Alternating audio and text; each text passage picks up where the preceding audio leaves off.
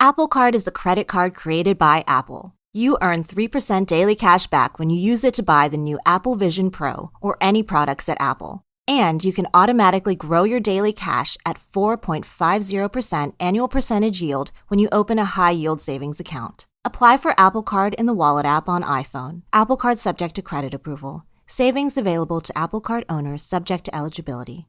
Apple Card and Savings by Goldman Sachs Bank USA Salt Lake City branch. Member FDIC. Terms apply. Apple Card is the credit card created by Apple. You earn 3% daily cash back when you use it to buy the new Apple Vision Pro or any products at Apple. And you can automatically grow your daily cash at 4.50% annual percentage yield when you open a high-yield savings account. Apply for Apple Card in the Wallet app on iPhone. Apple Card subject to credit approval. Savings available to Apple Card owners subject to eligibility. Apple Card and Savings by Goldman Sachs Bank USA Salt Lake City branch. Member FDIC. Terms apply.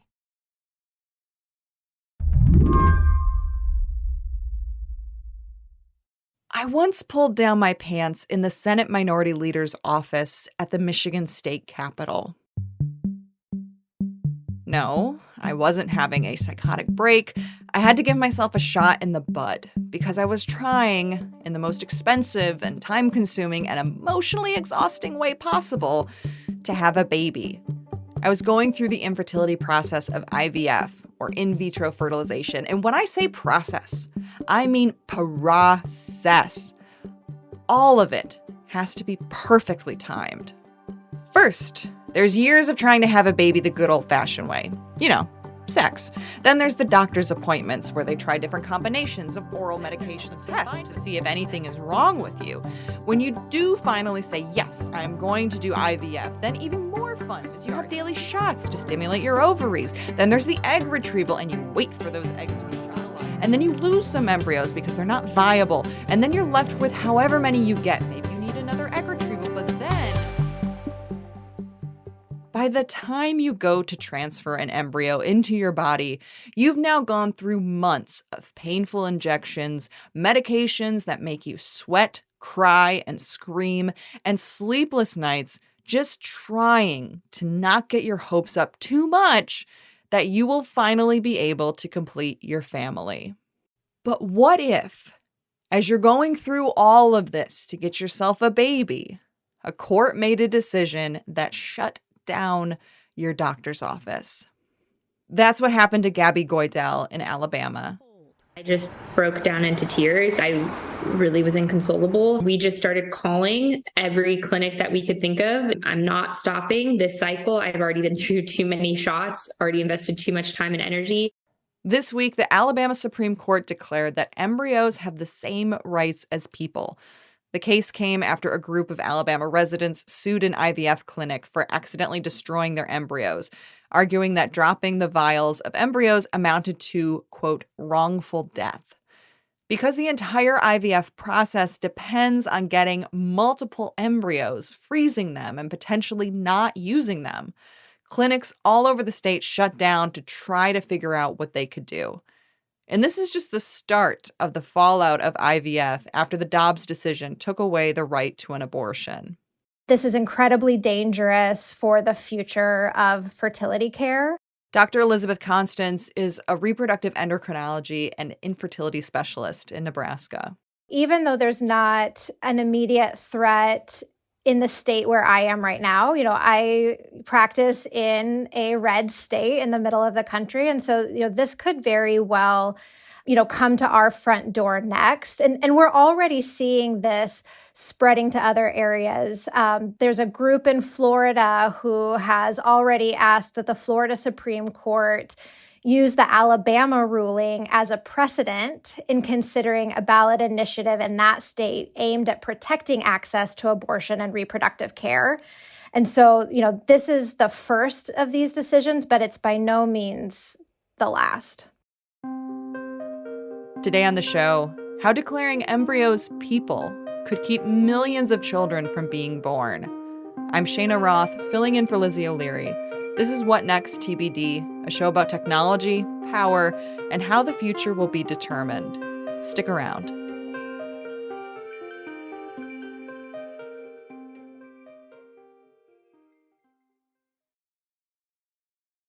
Apple Card is the credit card created by Apple. You earn 3% daily cash back when you use it to buy the new Apple Vision Pro or any products at Apple. And you can automatically grow your daily cash at 4.50% annual percentage yield when you open a high-yield savings account. Apply for Apple Card in the Wallet app on iPhone. Apple Card subject to credit approval. Savings available to Apple Card owners subject to eligibility.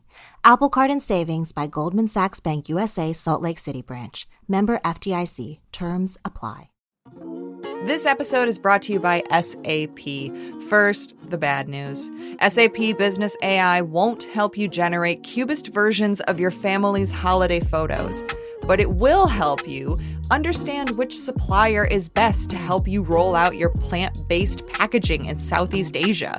Identify the training your junior project manager needs to rise up the ranks, and automate repetitive tasks while you focus on big innovations, so you can be ready for the next opportunity. Revolutionary technology, real-world results. That's SAP Business AI. I want to start with some basics. How does IVF work? And for listeners, I want to be clear that there's a couple different infertility methods out there. There's IVF, which is in vitro fertilization. There's also something called intrauterine insemination, where semen is injected into the uterus. So we are just talking about IVF. And so can you please explain what IVF is? Absolutely. So IVF, or in vitro fertilization, is a highly effective fertility treatment that involves the woman taking injectable medications to stimulate the ovaries with the intention of getting a group of activated eggs to grow and develop simultaneously. We then do a procedure with anesthesia to remove those eggs from the body, which allows us to put eggs and sperm together in the lab to create embryos. And then typically one good quality embryo at a time is transferred back to the uterus in an attempt to achieve pregnancy. And in that process, many patients will have additional embryos that then can be frozen to save for later use. And the embryos are sort of the big part of all this that are at issue here. And whenever there is an IVF cycle, the goal is to get as many viable embryos as you can. And I think some people might be like, well, why not just have one? Can you explain why it's so crucial to get multiple embryos, even if you just want to have like one kid? Absolutely. And so the way I explain this, when I'm consulting with a couple who may be considering IVF for the first time, is that unfortunately, humans are really bad at reproduction. And that's really hard when you want nothing more than to get pregnant and have a healthy baby. But there is a lot of inefficiency built into our biology. And so where those inefficiencies arise is, not every egg that we get is going to be capable of being fertilized. Not every egg that fertilizes will make an embryo. Not every embryo will result in a pregnancy. And so, when we kind of see that natural loss along the way, it can take multiple eggs and multiple embryos to get to a single live birth. And I think what some people don't realize is that each of those stages costs a lot of money and involves a lot of medication. So when you do an egg retrieval, you want to get as many embryos as possible because you don't want to have to do multiple egg retrievals, because then you have a lot more money and a lot more hormones and shots and things like that in order to go through that process. And in your experience, how long can the IVF process take and how much does it cost? Yeah. So, you're exactly right. And our goal is always to only have to go through this process once, because not only is it cost, but you're putting, the woman through injections of medications and a procedure under anesthesia that has risk to it. And so we want to minimize not just cost, but risk as well. The typical IVF cycle, depending on the clinic and geography and protocols and things like that, can range anywhere from $12,000 to $30,000. And so, that's even more reason why we don't want to, put somebody through a $12,000 procedure 3 or 4 times if we can do it one time and have a better outcome. In Alabama, this whole process is now up in the air.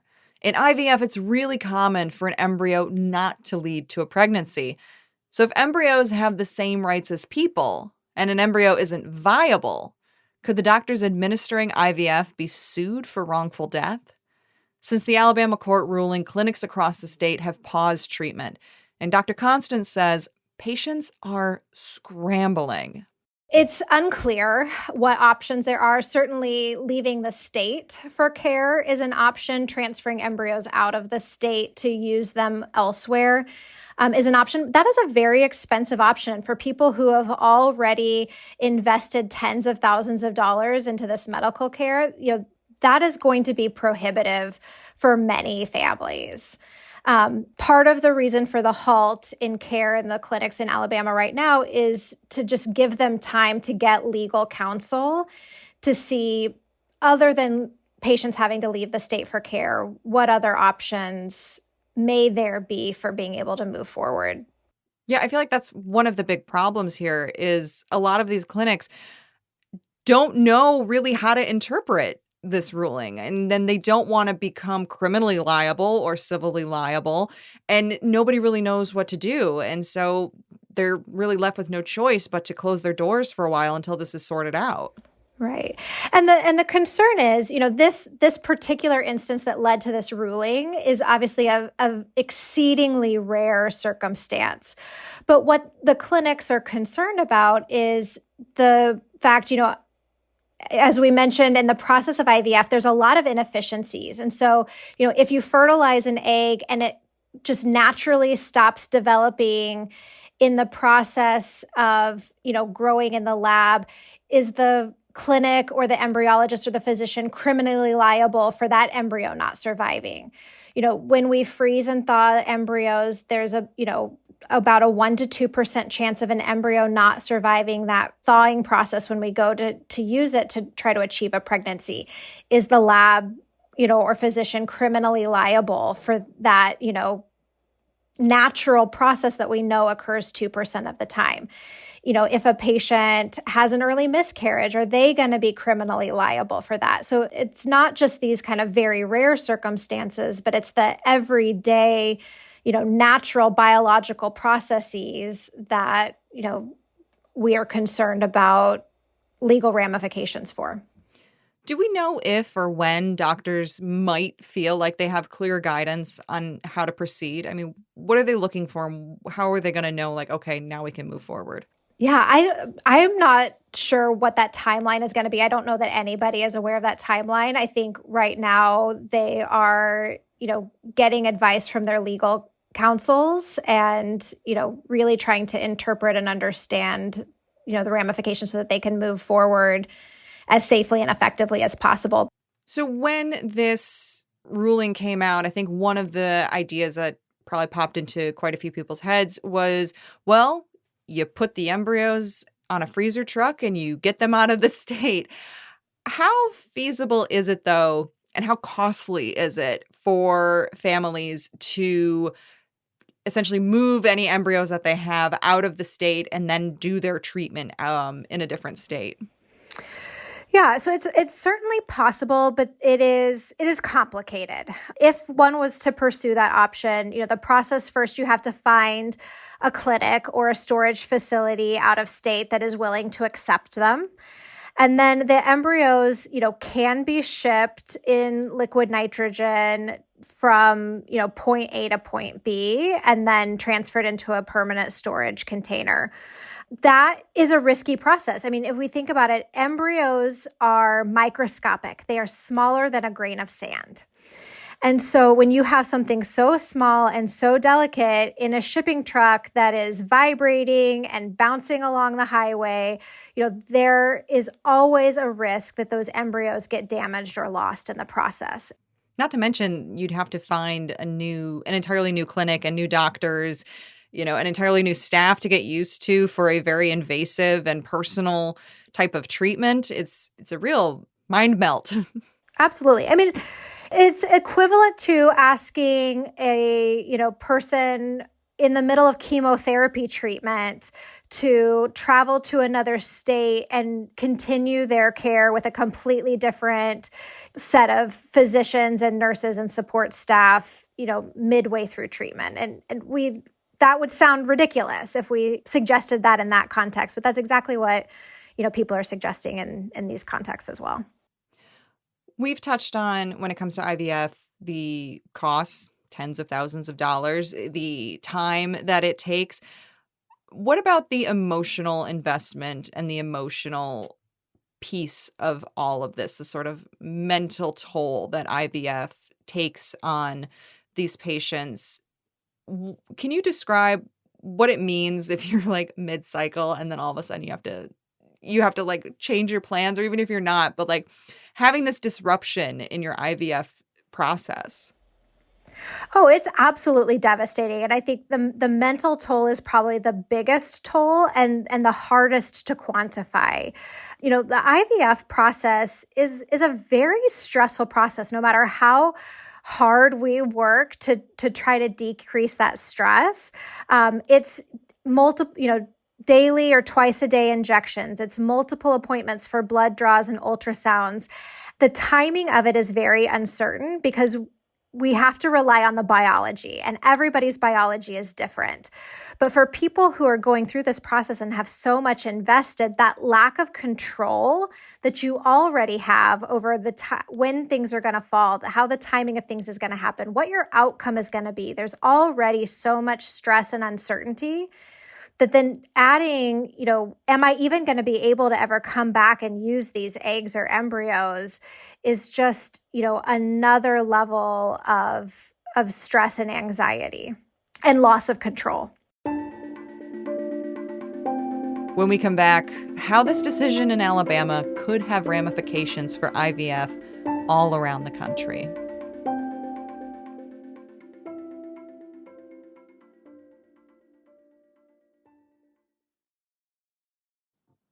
This episode of What Next TBD is supported by Compiler, an original podcast from Red Hat discussing tech topics big, small, and strange.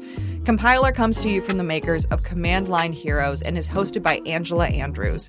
Compiler brings together a curious team of Red Hatters to simplify tech topics and provide insight for a new generation of IT professionals. The show covers topics like, what are the components of a software stack? Are big mistakes that big of a deal? And do you have to know how to code to get started in open source? With new episodes about the benefits and challenges of learning legacy software, how to identify problematic projects, and the software stack, there will be something for everyone with any level of interest in tech. Listen to Compiler in your favorite podcast player. We'll also include a link in the show notes. Thanks to Compiler for their support. This podcast is brought to you by Progressive Insurance. Let's face it, sometimes multitasking can be overwhelming. Like when your favorite podcast is playing and the person next to you is talking and your car fan is blasting, all while you're trying to find the perfect parking spot. But then again, sometimes multitasking is easy, like quoting with Progressive Insurance. They do the hard work of comparing rates so you can find a great rate that works for you, even if it's not with them. Give their nifty comparison tool a try, and you might just find getting the rate and coverage you deserve is easy. All you need to do is visit Progressive's website to get a quote with all the coverage you want, like comprehensive and collision coverage or personal injury protection. Then you'll see Progressive's direct rate, and their tool will provide options from other companies, all lined up and ready to compare, so it's simple to choose the rate and coverages you like. Press play on comparing auto rates. Quote at Progressive.com to join the over 29 million drivers who trust Progressive. Progressive Casualty Insurance Company and Affiliates. Comparison rates not available in all states or situations. Prices vary based on how you buy. Apple Card is the credit card created by Apple. You earn 3% daily cash back when you use it to buy the new Apple Vision Pro or any products at Apple. And you can automatically grow your daily cash at 4.50% annual percentage yield when you open a high-yield savings account. Apply for Apple Card in the Wallet app on iPhone. Apple Card subject to credit approval. Savings available to Apple Card owners subject to eligibility. Apple Card and Savings by Goldman Sachs Bank USA, Salt Lake City branch. Member FDIC. Terms apply. It seems pretty clear that this Alabama decision is really going to hinder IVF in the state. Do you think that was the intention of the decision? I always am hesitant to assume intent, but I certainly think there are people who have been very pro-restriction in reproductive care who have stated publicly that their ultimate goal is not only to end abortion, but to end IVF as well. And so there are certainly people for whom this is the ultimate end result of these legislative efforts. Regardless of whether it was the intent of the people who wrote this decision, it is absolutely the impact of that decision. Yeah. And I mean, for some people, myself included, it seems surprising and kind of confusing that the anti-abortion movement is also anti-IVF, given that IVF is trying to create life and make life happen. Why are these two tied together? I think it comes down to the arguments about the debate over when life begins. And so because IVF deals with fertilized eggs and embryos, there are groups of people for whom that is unacceptable. Has IVF always been so controversial? And I mean, is it really even controversial today, or are most people kind of used to it? I guess what's a little bit of the history of attitudes towards IVF? So, IVF as a technology has been around for about 40 years now. I think it's always been a little bit controversial, but the vast majority of medicine and the general public are supportive of this. I think that it has become more controversial in recent times as the debate about reproductive care in general has heated up. But certainly, there are people for whom, this is counter to their religious beliefs on, regarding the beginning of life. And as professionals, as physicians, we see patients from all walks of life. And we have these discussions with people of all different religious backgrounds. And we have to meet people where they are. And, certainly every single couple that goes through IVF brings their own personal, moral, and religious beliefs to that table. I certainly see couples who come to us and that's a hard stop for them. They're not willing to pursue IVF because of their own personal beliefs. But at the end of the day, that's their right. But it should be every family and individual's right to, bring their own set of beliefs to the table and in discussion with their trusted healthcare provider, make the decision that's right for them. Have you been hearing concerns from patients about what this could mean for them, even in your current state of Nebraska, which is sort of its own battleground state for reproductive rights? Absolutely. From the moment this coverage began, we have been inundated with phone calls and DMs on social media from patients, concerned. I've had patients reach out to me asking me if they should move up their planned embryo transfers, months earlier than they had, wanted to, in case something like this happens. I've had patients reach out to me about whether they need to move their embryos out of state in case something like this happens. And so, people are very concerned and very aware that this could impact more than just the people of Alabama. I want to dig into the actual opinion itself and specifically how religion and law and science are being tied together in this case in a sort of big, messy jumble. So in a concurring opinion, one of the justices, Chief Justice Tom Parker, quoted a Bible verse. And I find it really offensive. I mean, not only because I'm Jewish and our interpretation of the Torah doesn't have a problem with abortion, but also because the Constitution guarantees a separation between church and state. And when we think of science, we also think of, well, there should be that separation between religion and science. How does it make you feel when you see in a legal opinion scripture being used? Yeah, it's absolutely concerning to see, one person's interpretation of their particular religious belief being applied broadly to medical decisions affecting people of all walks of life. As physicians, we are taught to check our personal religious beliefs at the door because, our patients are going to come from every walk of life, every religious persuasion, including no religious persuasion. And oftentimes these very complex decisions regarding IVF, regarding abortion care, I talk to patients all the time who are like, I never thought I would have sought this care, but now that I need it, here I am, and I'm so grateful that it's there. And so we oftentimes don't know what decision we would make until we're put in that situation. And I think that's why it's so critical that patients and families be allowed to, guided by their own personal moral or religious compass in consultation with their trusted healthcare provider, be allowed that space and that freedom to make personal medical decisions for themselves. There was a lot of talk when Roe was first overturned that IVF would be threatened. And this seems to be one of the first major examples of that happening. What does this Alabama decision say about the state of IVF in the post-Roe landscape? The state of IVF is absolutely at risk. First and foremost, in those states that have passed or are seeking to pass these, so-called personhood bills, those will inevitably impact IVF. So I think this is absolutely the inevitable conclusion of the process that was started with the overturning of Roe. So if decisions like this keep happening, what do you think that's going to mean for the thousands and thousands of people who need IVF in order to have children?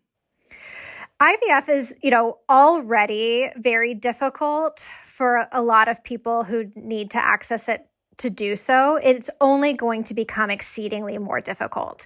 There will always be states where it is protected, but people will have to travel to get that care. And that's going to leave out a lot of people who already are on the cusp of being able to afford this, adding in that piece of having to travel out of state for long periods of time. IVF process takes, about 2 weeks from start to finish once you're doing medications leading up to egg retrieval. And so people being able to take off of work and leave the state, is just not feasible. It's going to particularly impact low-income families, people of color, and the LGBT community.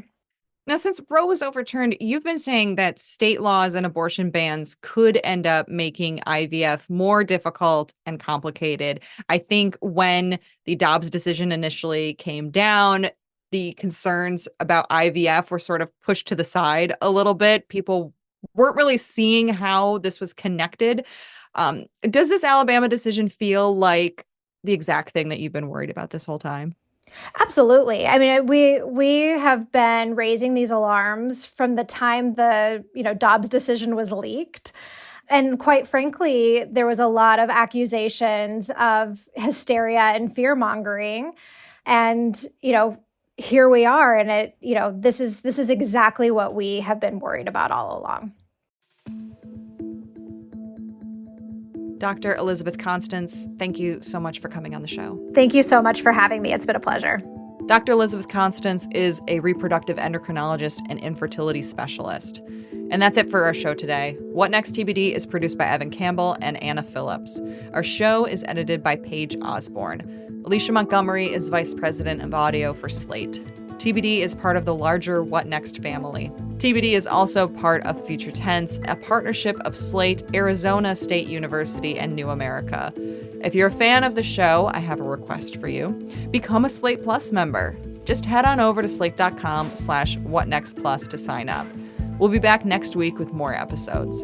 I'm Shayna Roth, filling in for Lizzie O'Leary. You can find me on Instagram and Threads. I'm at Shayna R, same for X, though to a much lesser extent. Thanks for listening.